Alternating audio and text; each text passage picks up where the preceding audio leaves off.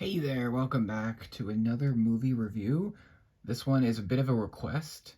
I got, yeah, I asked my viewers what movie would you like to see me cover, and I'm glad that this one was chosen because I love this very childhood. What am I trying to say? This was a very big movie for my childhood, I should say. So this is Transformers, not the original movie that came out in 1986. Could be wrong. But yeah, it's an older movie. Anyway, this is the 2007 movie. This is the first live action Transformers movie. It's also the most well liked of them. I can't argue. It's pretty flawless in my opinion. My dad also agrees. Me and him love it so much. Um, I used to collect Transformers a lot back in the day. Unfortunately, had to sell those off. But I collected a lot of these movie ones, and so I have a lot of memories with this movie. I did see this in the theater back in 2007, and it probably one of my most favorite movie experiences, uh, just in general. So yeah. Um, so this one's infamous because it has Shia LaBeouf, of course. He starred in 3 of these movies, and I think he did a great job as Sam Witwicky. He's the main character. Um, but it's a great movie. It's PG-13, so it is a bit edgier. It's more for adults than it is for kids. That's kind of maybe a complaint, but it is a bit. It also is a bit long. 2 hours, 24 minutes. So yeah, it is kind of long, but you know what? I think it's worth it. If you're a Transformers fan, you probably already seen this at some point. This was kind of the movie that introduced me to that universe, because I didn't really grow up with the original Transformers series. That was like way before my time. My dad obviously did. So me and him both love the Transformers world. So we got to see this together back in 2007, which is kind of cool. We saw it with some friends too in this packed theater. It was awesome. But anyway, let's move on to the story, which is pretty simple. So we have this thing called the Allspark, and it's like this small little shard, and basically it creates life. And so I think the Allspark finds its way to Earth, and so it finds its way into the hands of Sam Witwicky.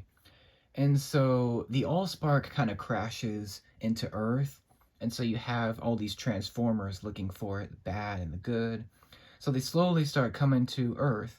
Um, but before we get to that, there is kind of a story. So Sam has these kind of famous glasses from his grandfather, Archibald Witwicky, and he was one of the first explorers, I think, of the Arctic. I could be wrong. And so he discovered this big alien robot inside the depths of the snow of the Arctic Ocean. I think, could be wrong. You know what? We'll just go past it. We'll move on. Um, and so, his grandfather's obviously dead by this point, and so Sam finds his glasses, he inherits them, and on those glasses is the location of the Allspark cube that all the robots are looking for.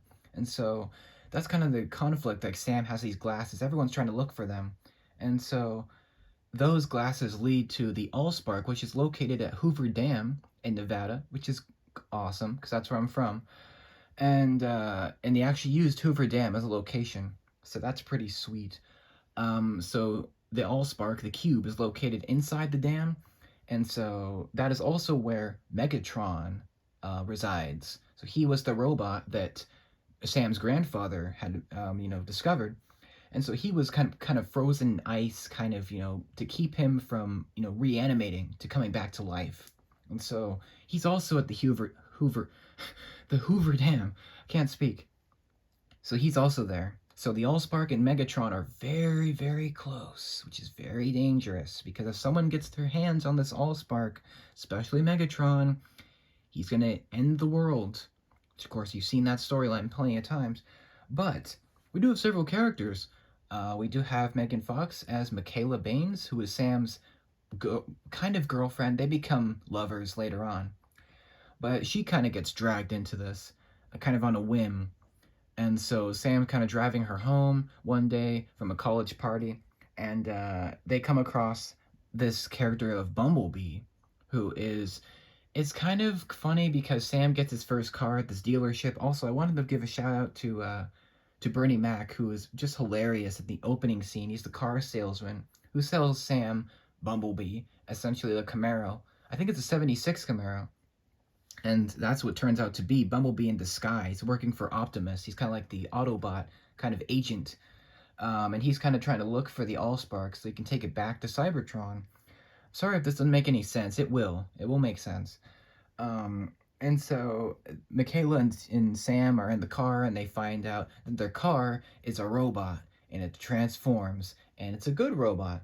And then that kind of leads to Decepticons showing up. So the Decepticons are like the evil robots. They're led by Megatron. They all want the Allspark. They're kind of trying to get it for him. And it kind of leads to this conflict where Bumblebee calls the other Autobots to Earth, and they all start adopting, a car form so they can, be more discreet. And so Optimus shows up, Ratchet, Jazz, Ironhide, and of course Bumblebee. And they all kind of show up and they introduce themselves to Sam in a very iconic scene.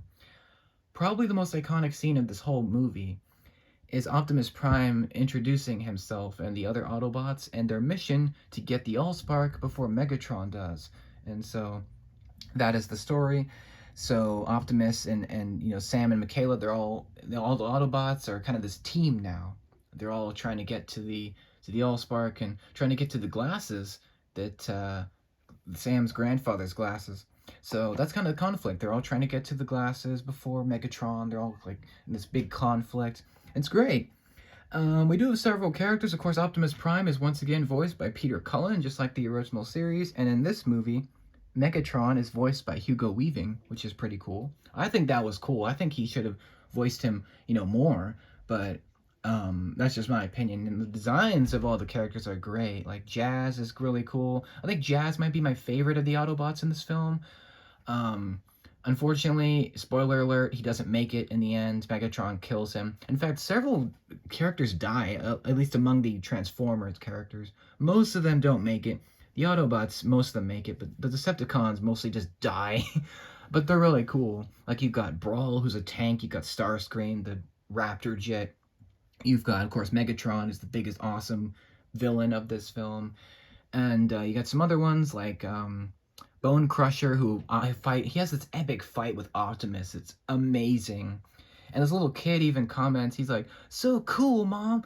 That was probably a meme moment, but it's cool anyway.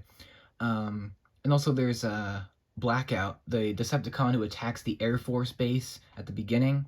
He was great. Unfortunately, most of the Decepticons don't make it into the end of this film. They all kind of just die, but they're really cool. We also have Barricade as well, the police car, and he's awesome. I think he's the only one to survive, actually, aside from Starscream and Megatron, of course. And yeah, they're done really well. The designs of the Autobots and the Decepticons are done extremely well. The CGI is like photorealistic at some points. Like, it almost looks real, like real metal, which is pretty sweet. I think they did the designs probably the best in this first movie. I think that's probably, what everyone can agree on is all the characters are done really well in this first film.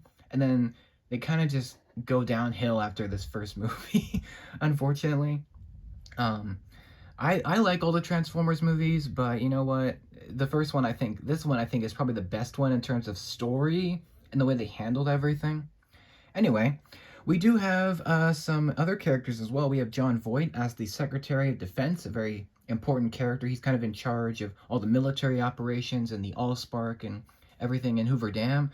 He does a great job. He's not in the movie too much, but he does have a pretty important role, and he does a great job in the role, I think.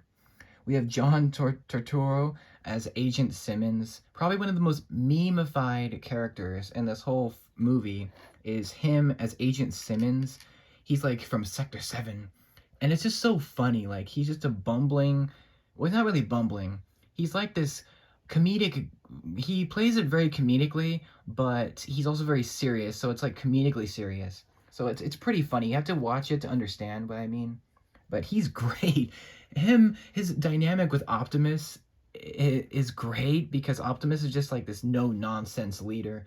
And he doesn't get most of the jokes and the snarky comments. But then John Turturro's over here like just hamming it up and just having a blast. So it's great.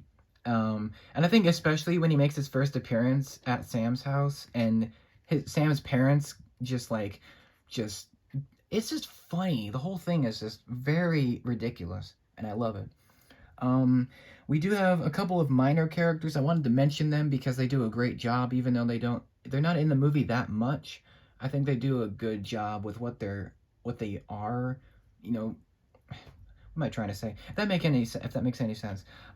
They're in the movie for a decent amount, and they do a good job. That's what I'm trying to say. Rachel Taylor as Maggie, great. She did a great job bouncing off of Anthony Anderson as Glenn. I know he's not like the most well loved of actors, but I think he did a great job in this movie, especially in the donut scene. That was funny, and that in the scene where he gets caught at his house with the FBI, that was great. So many characters in this film, like Epps as well. There's just so many great characters. I can't mention every single one, but they all did a great job. And I love the look of this film. It's very cool. It's almost like this epic masterpiece of a story. It starts off pretty innocently with like Sam and Michaela and their love story kind of. It's pretty awkward at first, but then it gets really cool once the Allspark gets introduced, all the Autobots start showing up. Then it gets awesome. And the way that I think most of these scenes are like practical. So like Optimus, Jazz, Bone Crusher, all of these Transformers, like the transformed forms, like the cars and all the vehicles and stuff, those are all real. Every single one. Well, I think except for Megatron, like the jet, his version is CGI, but everything else is real. So Optimus is actually a truck. Bumblebee is actually a Camaro. You know, and I think it's awesome. They did mostly practical effects, which is great. That's like old school movie making. That's what we want to see. We don't want to just see, CGI all over the place.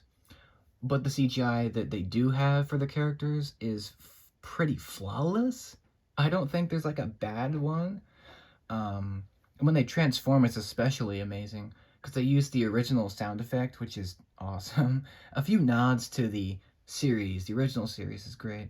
The action is phenomenal, especially if you love action, you will love this movie. There is so much action. It's so beautifully shot, which is great because in 2007, movies weren't doing, the greatest, it's kind of pick and choose. You got to kind of pick and choose which ones you wanted to see. But they just did a great job. Michael Bay did a fantastic job with this first film, I think specifically, and they could have stopped here. I mean, they could have just ended it, and it would have been fine. Especially with Optimus's epic speech at the end of him calling all the other Autobots. That was cool. They could have just stopped, But it's fine if they choose to make more. That's fine. But I think this first film was like probably one of the best examples of a story done right, because you get the story of the Transformers, their war against each other, and then you get this story of Sam and Michaela, and it's cool because it's like it kind of like connects each other. I just thought that was great. I mean, there's not really anything I can complain about other than one scene. There is a very specific adult reference. I'm not going to say what it is, but there's a specific reference where Sam is looking for the Allspark glasses in his house, in his bedroom, and his mom mentions something. I'm not gonna say what it is, but it's if you know, you know. So that's my only complaint. Otherwise, it's a pretty flawless film. I mean, there's a few curse words here and there. It's not too bad. The action is awesome. The story is very engaging. It's a bit long, but it's actually pretty worth it. It actually becomes very good once the actual Transformers start to show up, and it gets really, really good. I'm gonna give Transformers a 10 out of 10. It's mostly because of the childhood nostalgia that may play a little bit into it, but overall, it's just a great story. Like the way they told it, they did a wonderful job with the CGI for the actual robots and then the human side of the story. The military side was really cool. They actually got the military to fund the most of so they got the military to actually come in and film scenes with actual vehicles, actual military, personnel, and it was really authentic, which was great. And it got real vehicles. CGI was top notch at the time. It still is. It's probably one of the best Transformers films still, all these years later. Even if it does have some flaws, it's still pretty fantastic. Everyone can agree.